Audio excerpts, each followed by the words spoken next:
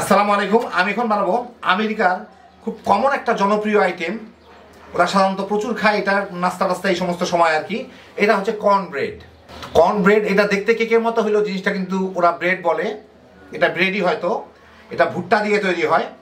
জিনিসটা খুব একটা মিষ্টি না এবং নোনতাও না আর কি, মানে আমাদের রুটি পরোটা যেরকম আমরা করি আর কি, নোনতা না মিষ্টি না সেই টাইপের আর কি। অনেকটা খুবই সহজ তৈরি করা, কোনো ভেজালের জিনিস না। তা আসেন দেখি কেমন করে তৈরি করা যায়। আমি কিছু শুকনা ভুট্টার দানা, এই যে দেখেন বাজারে কিনতে পাওয়া যায়, এগুলা ভ্যানটানেও পাওয়া যায়, বিভিন্ন দোকানে পাওয়া যায়। এইগুলাকে আমি আমার মশলা গ্রাইন্ড করার গ্রাইন্ডারের মধ্যে এগুলাকে গুঁড়া করে নিব। তা আমি এটাকে মাঝারি সাইজের গুঁড়া করবো, মানে সুজির মতো যাতে হয়, কিছুটা দানা দানাও থাকে আর ফাইন গুঁড়াও হয় আর কি। আমি পরে আপনাদের ইয়েটা দেখাই দিচ্ছি, গুঁড়াটা দেখা দিচ্ছি গুঁড়া করার পরে। তো আমি এগুলোকে গুঁড়া করে নিলাম। এই যে দেখেন গুঁড়াটা হচ্ছে এইরকম, আপনারা বুঝতে পারতেছেন কিনা দেখেন।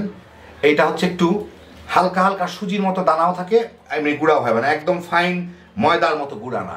এইটাই হচ্ছে কর্নমিল, এটাই আমার লাগবে।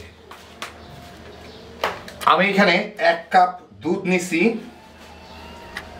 তার মধ্যে আমি দিচ্ছি হচ্ছে, এটা প্যাকেটের দুধ নর্মাল টেম্পারেচারে। আমি এখানে 1/4 কাপ সিকি কাপ বাটার আমি গলায় নিছি, ওইটা দিলাম।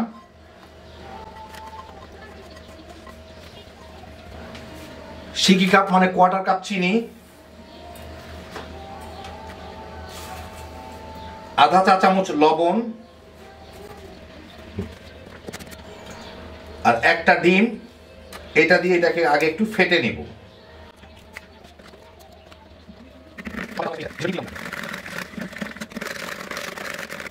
আশা করি মিশলো। এর মধ্যে আমি দিচ্ছি এখন 1 কাপ কর্নমিল, মানে আমি দেশি ভুট্টা গুঁড়া করে আপনাদের দেখাইছি কিভাবে কর্নমিলটা তৈরি করলাম। সেই কর্নমিলটা আমি এর মধ্যে 1 কাপ দিলাম। এখানে 1.5 কাপ ময়দা, আধা টেবিল চামচ বেকিং পাউডার, আধা টেবিল চামচ বেকিং সোডা, মোট 1 টেবিল চামচ। ইচ্ছা করলে শুধু বেকিং পাউডারও দিতে পারেন 1 টেবিল চামচ, অথবা বেকিং সোডা বা খাবার সোডা, দুইটা একই জিনিস, ওটাও দিতে পারেন। তবে দুইটা মিশাই দিলাম অর্ধেক অর্ধেক করে। আর এখন আমার এটাকে মিশাই নিতে হবে ভালো মতো। তো হয়ে গেল আমার। এই যে দেখেন এরকম নরম একটা, মানে কেকের ব্যাটারের মতো।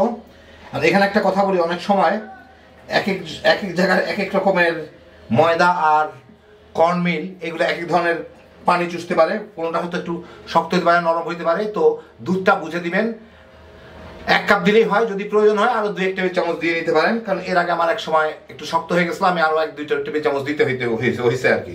তো সবসময় একই রকমের দুধ রাখবে তা না, কিন্তু আপনার ঘনত্বটা যাতে এইরকম থাকে। এখন আমি ব্যাটারটাকে একটা 8 ইঞ্চি প্যানের মধ্যে, গোল প্যানের মধ্যে দিয়ে দিব। ওর মধ্যে আমি একটু পার্চমেন্ট পেপার, মানে এগুলো লাগাই নিছি কেক টেকের জন্য, যেগুলা দুই পাশেও লাগাই নিছি যাতে সহজে উঠে আসে। এগুলো এখন ঢেলে দিব ওর মধ্যে। ভুট্টা এগুলা কর্নমিলটা একটু দানা দানা হয়, তো এগুলা কিন্তু একটু পরে এই দুধটা, মানে ভিতরের জলীয় অংশটা টেনে একটু শক্ত শক্ত হয়ে যেতে থাকে। আমারটা যেমন শক্ত হওয়া প্রায় শুরু করছে, সেই জন্য আপনারা যদি একটু বেশিক্ষণ রাখেন তাহলে দুধের পরিমাণটা একটু বাড়ায় দিয়েন, তেমন কোনো ক্ষতি বৃদ্ধি হবে না লাভ ছাড়া। এই যে আগের থেকে একটু শক্ত হয়ে গেছে, আমি প্যানটা রেডি করতে করতে এটা।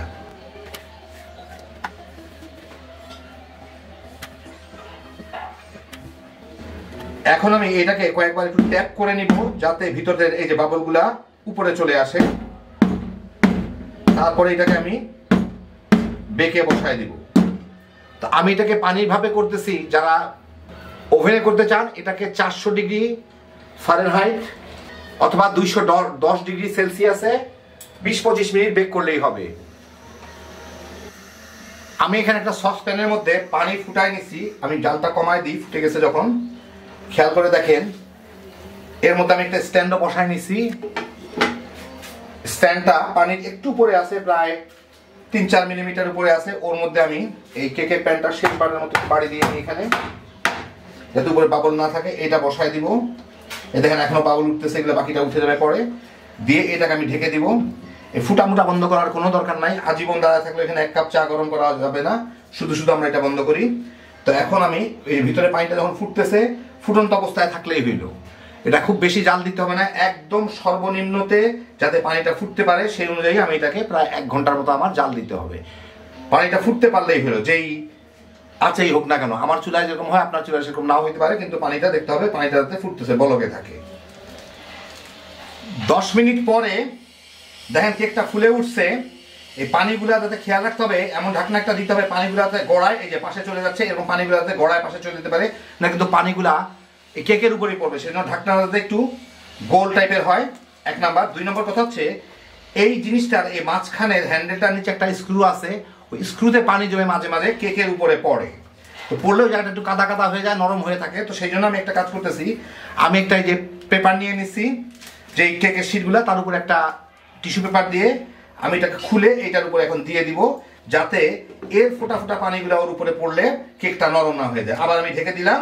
তো এইটাকে আমি আরো আধা ঘন্টা পরে আবার চেক করব। আমার মনে হচ্ছে এতক্ষণ লাগবে না, এখন যা দেখলাম তাতে মনে হচ্ছে 1 ঘন্টা বোধহয় লাগবে না, তার আগেই হয়ে যাবে। তবু আমি আধা ঘন্টা পরে এটাকে চেক করে দেখবো হয়েছে কিনা। কেক আপনাদের যাদের ফুলে উঠে চুপসে যায় তারা কম আঁচে বেশি সময় জাল দিবেন, যাতে কেকের ভিতরটা পর্যন্ত হয়ে যায়।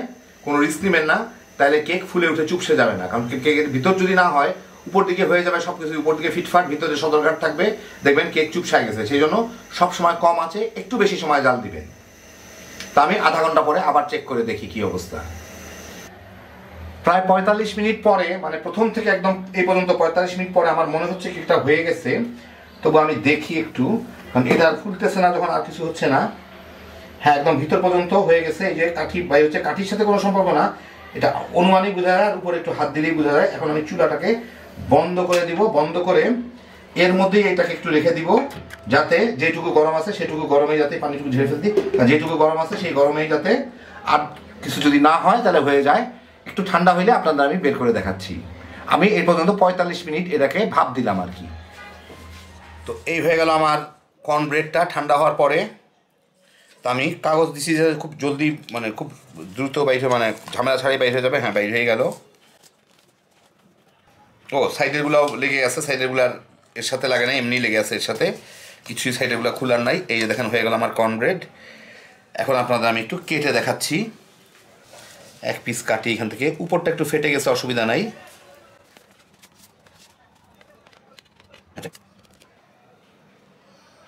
এই যে দেখেন, বেশ কেকের মতোই যথেষ্ট নরম, খুব কম মিষ্টির, আমেরিকানদের একটা পপুলার খাওয়া। আমি কাছ থেকে আপনাদের দেখাই। তো এই দেখেন কত সহজে হয়ে গেল আমার আমেরিকানদের প্রিয় কর্নব্রেড। আপনারাও দেখে গেলেন, চাইলে ওদের মতো খালি বানাইবেন আর তামা তামা করে খাইতে পারবেন ঘরের মধ্যে। হ্যাপি জোশের একটা আইটেম, খুব সহজ তৈরি করা। আল্লাহ আপনাদের সবাইকে ভালো রাখুন, সুস্থ রাখুন, নিরাপদে রাখুন। ইনশাল্লাহ বেঁচে থাকলে আবার দেখা হবে। আল্লাহ হাফিজ।